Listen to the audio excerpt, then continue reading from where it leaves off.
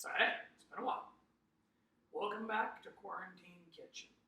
Or if not Quarantine Kitchen, at least stay home and get takeout kitchen. Uh, it's we can go out. Maybe I'm one of your 5 people you got to see this week. Maybe you're not. Either way, keep cooking at home. So that's what we're doing here. Tonight, we are doing a completely inauthentic, from the seat of my pants, chicken tikka masala. Now, my goal here was not authenticity, because it turns out, near as I can tell, there's nothing authentic about tikka masala. Like, supposedly it was actually made in Edinburgh originally. Somebody's food was too spicy. They got a bowl of tomato soup dumped in it. Like, origin stories about it. But the important things to note here are you need a awesome tomato-based sauce, you need lots of delicious chunks of meat, and you need to put them all together in one delicious thing. So my goal here was to make a great weeknight kind of throw it together and go sort of deal, and that's what I think I've done here. Certainly not authentic. I look forward to any feedback people have to give me a more authentic recipe, but right now, this is just tasty as hell. So it comes together in 2 steps. At first, you have to do a quick little marinade. Do it before you go to work, leave it in the fridge all day. Doesn't matter. Do it the night before. And then after that, it all just combines together in one pan and takes about 20 minutes. So there's a list of ingredients you need, and we're actually going to break to actual editing while I go through those ingredients. And then a quick break as we go through how to make the marinade, how to let it sit, and on we go. And then once you see how quickly it comes together, it's just real painless. So at this point, we're breaking for editing. You're going to see all sorts of random things, which I said I'd never do, and I probably will never do again. We'll go from there. So yeah. The ingredients list is pretty simple. Chicken, yogurt, garlic, chipotle paste, which is highly optional, but I'm not using a barbecue, salt and pepper, some ginger, garam masala, paprika, and turmeric, all in equal amounts, an onion, and then, because I didn't have them on the counter at the time, some coconut milk, and we're only going to use the top half of this can. We don't want to use the water, just the cream. The other thing we need is an 8-ounce can of tomato sauce. Don't get tomatoes and try and crush them, just accept you need the sauce. Not pictured, 1/2 onion, diced in big chunks that I forgot to take pictures of. So, take about, pound and a half of that chicken you've got, throw it in a baggie. And into that baggie, you're going to throw, and you can stumble with me here as I do this, about, 2 tablespoons, 3 tablespoons of yogurt, roughly half the container. And then on top of that, you're going to put in a little bit of chipotle paste. Again, optional, but I wanted some smoke because I wasn't using the barbecue. And then we're going to add a little bit of garam masala. And you'll notice I'm doing this really roughly by eye. And then on top of that, we're going to throw in some salt and pepper. Then we're going to throw in garlic. There we go. And so once all that's done, we're going to smush all this up in the bag. And then in another container, I use a little jar, put about 5 grams each of those 4 spices that I have. The garam, the ginger, the paprika, and the turmeric. You want equal parts. It's real simple. So when you're letting the bag sit to do this, you're going to let it sit for probably half hour to an hour, however long you have. Build that little bit of spice mix. Welcome back. So we find ourselves at the stove now, and with me I have chicken that's been marinating for about an hour, sealed in a baggie, just kind of keeps all the air away and everything. I have that half an onion I chopped up. I've got 1 can of tomato sauce, and remember all those spices I showed you? I have a jar of them pre-mixed. So, made about, I guess it was 5 grams of each one of them. Had a little bit left over. I'll play with it by ear from here. So what we're doing is we're heating up a pan. And Our goal here is to put a hard sear on this chicken, which means you can't overload the pan. I'm going to end up overloading and I'm not going to get the sear I want, but it'll still be delicious. Ultimately, if you have the means, I highly recommend do this on your grill. Don't waste your time with the pan. Just throw the yogurt chicken on the grill. Softened up, delicious. It'll crust. Toss it into the sauce. So, but since I'm out of propane, what we're gonna do is we're gonna give her. So, we have a whole pan here. My chicken thighs.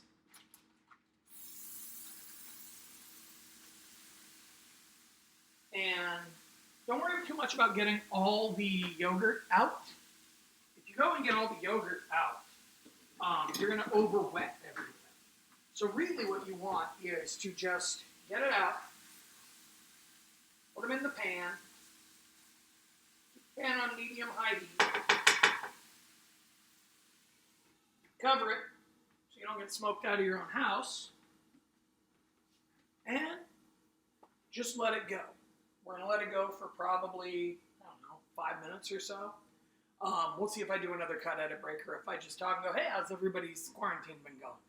So, but yeah, so at this point, we want to get a nice sear here. And at this point, it all just really falls together.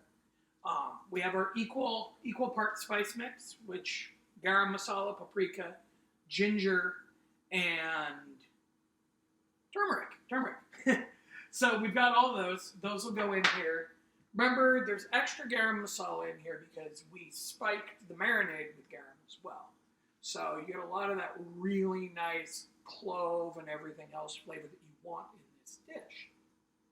So once you get all these going, these will burn. The other thing I've got here is, and it's in the freezer, you'll have to forgive me because it's 105 degrees in my house and it kept separating, is the coconut milk. So we're only going to use the cream on this because there's really no point in using the water. I just have to cook it out anyway. So that'll go here in a few minutes and we'll be able to just kind of see what's happening. So this is a lot of just hurry up and wait kind of stuff because there's so few ingredients. It really just falls together. And, you can be doing 8 million other things. The only thing that really, I would say, complicates this is the needing to do the marinade to soften the chicken. And I'm going to bet you don't really need to do that, but I like the tartness the yogurt gives everything and just kind of opens the chicken up. You could also sub out the chicken thighs for chicken breast if you want. I mean, a little more restaurant-like. I just like thighs better. They're just tastier. There's more to them. So at this point, this guy's still going. I'm going to take the lid off because I really don't want the chicken to steam. I just was afraid that if it started going hard, it was going to not be happy. So our goal here is really don't touch it until it wants to stick to the pan. But with this much yogurt in here, it might not ever get around to sticking. So just leave it alone. Let it go. We want to get some of this moisture out. We want to get a little bit of crunchy niceness on the chicken. So this is going to keep going.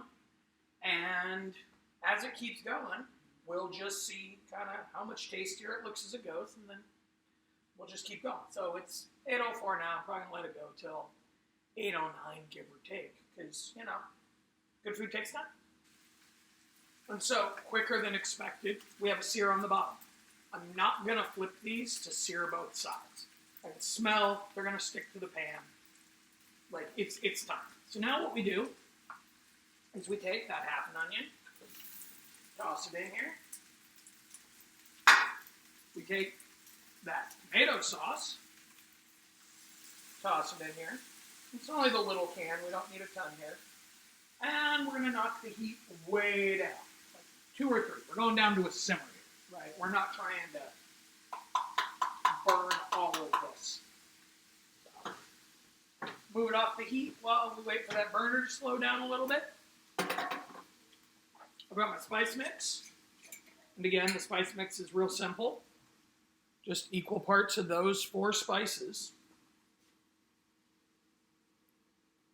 And the nice thing about pre-mixing it is you can just keep it in a jar like this. You may want to use less than I'm using. I like having some pretty forceful flavor. But as it goes, you know, you use a little less, you use a little more. We play it all by ear.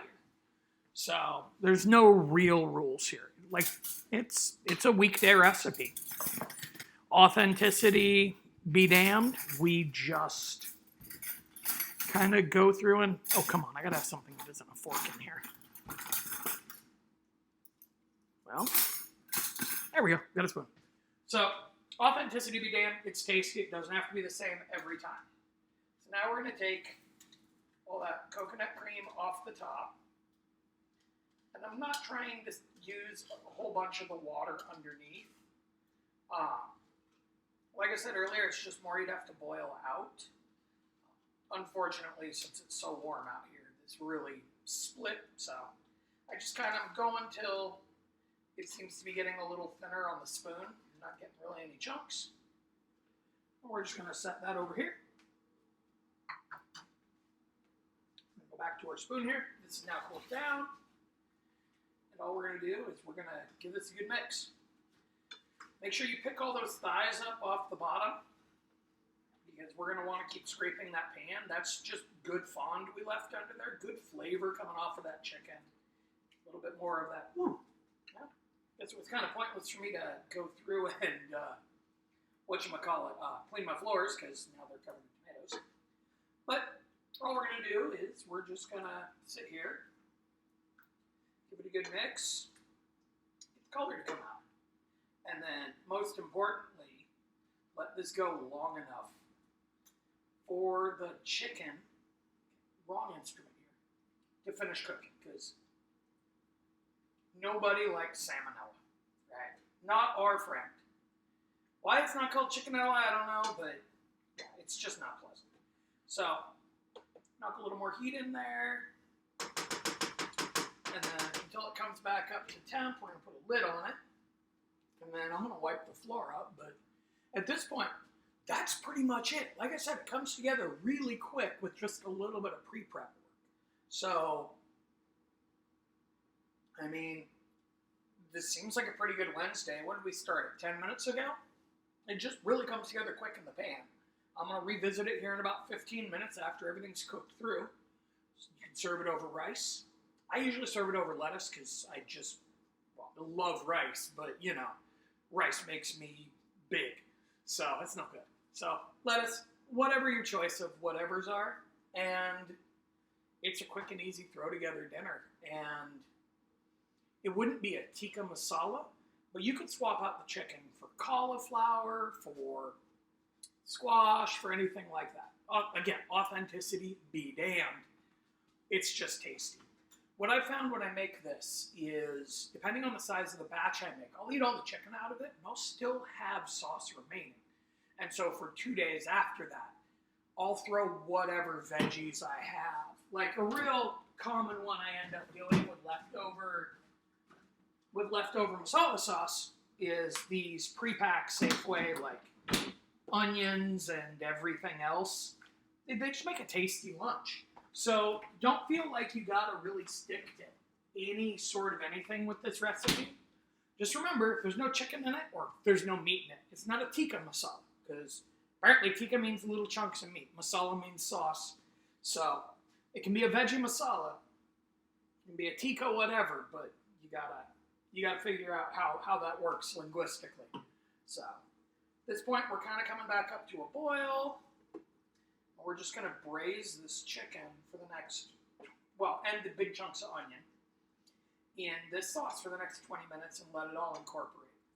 And as you can see, at this point, the color is highly dependent on your proportion of coconut milk to spices. I go a little bit darker just because I like more spice. Actually, I think, yeah, I'm going to dump a little more in. I guess I'm going to dump the rest in. So, just let it braise through the chicken. It's real easy. What I'm really digging about this recipe is at the point I've got it dialed down to, you can kind of do whatever as long as you keep those 4 spices. You can put onions in, you can leave onions out. You can make it with veggies. You can make it with anything that isn't chicken. I think this would be kind of interesting with ground meat as burritos. But I guess roti would be better. But every culture's got its burritos, right? I have tortillas. I don't so much have roti. So at this point, we just let it go. It does its thing. We sub in, sub out whatever we want as long as we keep that spice mix for the masala. Then everything else becomes highly optional. The yogurt's there to soften the meat up and kind of give it a little bit of pre-flavoring and let everything sit. But, I'm not convinced any of this is essential. Once I landed the simple spice mix, the rest of it's just like, sure, I'll do this, I'll do that. So, whatever you're going to do, make some, have fun with it, play around with the proportions. Maybe you like a little more ginger, maybe you like a little less ginger. Maybe you're not a turmeric person. Now, if you're not, I'm worried for you. But just let it go. It's delicious food, it's simple, it's quick, it feeds lots of people. Can't go wrong. So yeah, it's been, 20, 25 minutes. It's been about 2/3 of a beer. And at this point, we've hit a point where, let me aim you down just slightly. Our chicken in the pan is now able to be cut through with my plastic whatever. So we know it's cooked through. It just it's been braised in this delicious liquid. Now I can chop it into little chunks here in the pan or serve it up in complete whatevers. And as you can see, the sauce has come out kind of a nice dark brown. Maybe a little darker than what you get in a restaurant. I could smooth that out with some more milk. Or some more cream, rather. I don't know if I mentioned it earlier, but coconut cream, dairy cream, either way, it seems to taste about the same. I just like how easy it is to work with coconut cream usually when it's not 90 degrees in my house. So, as it goes, we're pretty much ready to dish this up. The onions I chopped in here have kind of cooked down and they're all soft. Now I just have this delicious chicken and sauce that is ready for dinner. And like I said, normally you do this over rice, but if I eat rice, well, then I get fatter. So, at this point, here's our plated whatever it is. Yeah, there we go. Let's center that. Looks like Indian food. Smells like Indian food. Tastes delicious. Everybody's a winner. I'm going to have plenty of sauce left over. I'm going to have chicken for probably a day and a half. I'm going to have plenty of sauce left over to make veggie masala. And so, yeah, give it a try. Make some. Tell me what you think. Tell me what you change. If you actually know how to make tikka masala, share with me. Because all I kept finding was white people recipes on the internet, and it was just no. This is completely off script, and I just kind of had to figure it out based on what I was seeing commonalities between recipes. So if you know how to do it better, share. So until next time, have fun, eat lots of takeout, don't get sick. If your governor's telling you to go to school, don't listen to him. Later.